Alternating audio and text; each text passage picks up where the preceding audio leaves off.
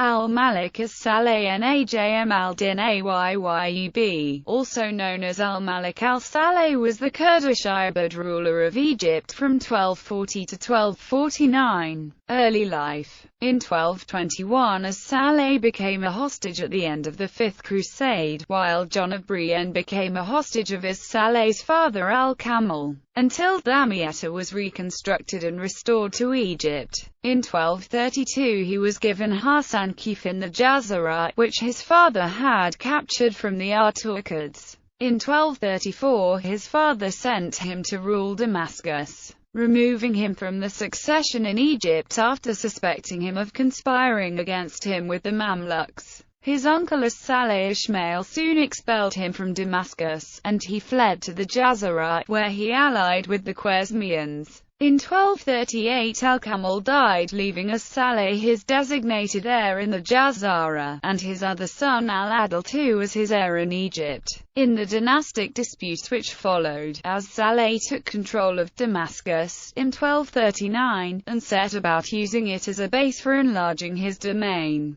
He received representations from his father's old emirs in Egypt, who appealed to him to remove his brother, and in early 1240, while making ready to invade Egypt, he was informed that his brother had been captured by his soldiers and was being held prisoner. As-Salih was invited to come at once and assume the sultanate. In June 1240, As-Salih made a triumphal entry into Cairo and became paramount ruler of the Ayyubid family. The rise of the Mamluks. Once installed in Cairo, As-Salih was far from secure. The complex nature of the Ayyubid state meant that the ruling family itself, as well as associated Kurdish clans, had divided loyalties. Within Egypt, a powerful faction of emirs, the Ashrafiyya, were conspiring to depose him and replace him with his uncle, As-Salih Ismail, who had regained control of Damascus after his departure. As-Salih shut himself in the Cairo citadel, and could no longer trust even the once loyal emirs who had brought him to power. The lack of loyal soldiers led him to begin buying large numbers of Kipchak slaves,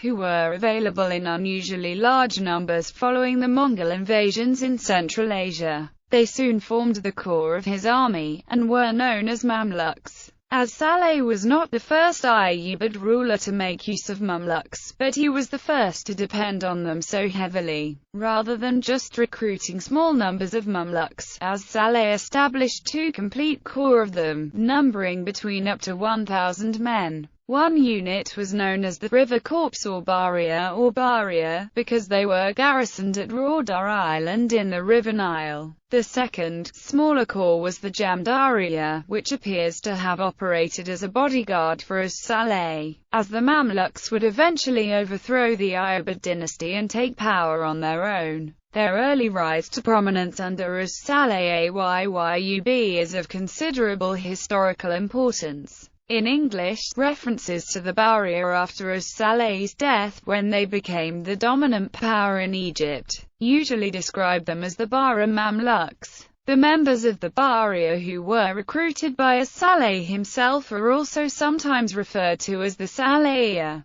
During his lifetime these terms were synonymous. Wars with other Ayyubid realms and the Crusaders. The period 1240 to 1243 was largely occupied with complex military and diplomatic maneuver involving the Crusader states in Palestine, other Ayyubid family rulers in Syria, and the Khwarezmians of Dihumuda who had previously been allied to As-Salih. Just as his Bara Mamluks were important in enabling him to maintain order in Egypt, the Khwarezmians were useful in dominating the other Ayyubid rulers in neighboring regions. In 1244, at As-Salih's invitation, the Khwarezmians advanced through Syria and Palestine and sacked Jerusalem, which had been handed over to Frederick II, Holy Roman Emperor, by Al-Kamil during the Sixth Crusade. Later that year As-Salih, again allied to the Khwarezmians, defeated As-Salih Ismail in Syria, who had allied with the Crusader Kingdom of Jerusalem. at the Battle of La Forbi. In 1245 As-Salih captured Damascus, and was awarded the title of Sultan by the Caliph al-Mustazim in Baghdad.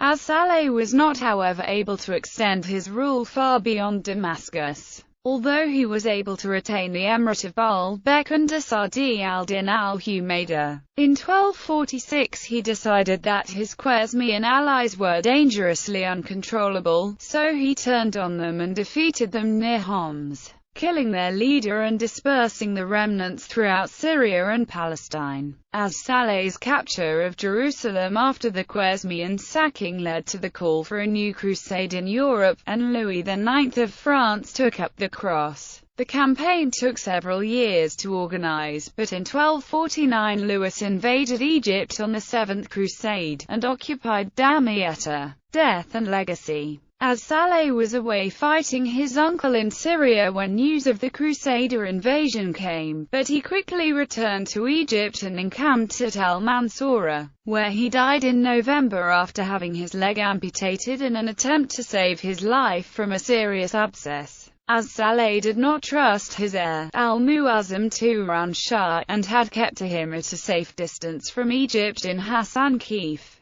As-Salih's widow, Shajar al-Dur, managed to hide his death until Turanshah arrived. Turanshah's rule was brief and was followed by a long and complicated interregnum until the Bahra Mamluks eventually took power. As-Salih was thus the last major Ayyubid ruler of Egypt, and the last to combine rule of Egypt with effective rule of parts of Palestine and Syria.